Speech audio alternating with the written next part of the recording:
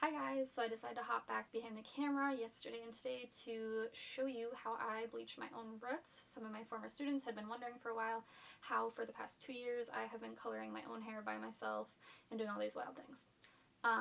It has been 2 years since I've had a legitimate haircut, aside from getting my undercut shaved. Otherwise, I bleach my own roots about every 6 weeks and do crazy stuff like this. So if you want to find out how I go about doing all of this, then stay tuned. Alright, so the first thing you're going to need to know is that you should be wearing gloves. I am doing Wells Blonder with 30 volume. Yeah, 30 volume on the scalp. Yikes. Again, sorry hair friends, very brutal. After that, I just take my hair in really small sections, starting at my part, going all the way across one side, and then starting at the other. I'm only applying to my regrowth at this point with the 30 volume. I don't do any sort of overlapping. If I did, my hair would fall off of my head, which would not be great. So I'm just making sure that I have really good saturation. Saturation is really important to make sure that you don't have any dark spots left in there. That would not be great, especially for the vivid colors that I typically go for. Once I'm done with my first side, I go back through and start doing my second side of my part, and you're about to see what happens when I do overlap the bleach. I have a panel of breakage that looks like bangs right by my face. That is not bangs. That is an accident that happened a long time ago, and it's not great. Don't do that. And be super careful when you're bleaching it. I'm basically a savage for bleaching over it, even though it's already broken.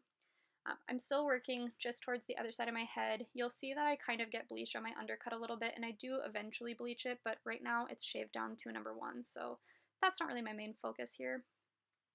You can see now that once I get to the back, I use actually a trifold mirror to be able to see everything, and it kind of gets to be a bit of a pain in the butt. I work from the bottom up to the top near my crown, taking small sections still, trying to make sure everything's really saturated. Things do tend to get out of control in the back. I'm a lot more likely to overlap back there, but it is also the area of my head with the least amount of processing, so uh, things have been all right so far. Not perfect, but I haven't lost a bunch of hair at least. Then I go back and just make sure everything's still really saturated where I first started, and make sure my whole hairline is super, super saturated from the front to the back, all the way around. And then after this, I would go through and saturate my undercut as well. Alright guys, that wraps things up. That is my little mini toot on how I do the bleaching of my roots.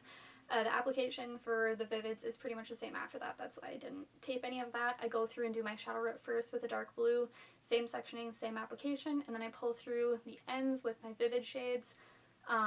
Pretty much the same thing. I just go through with different shades of like teals and neon blues, and then some dark blue under here.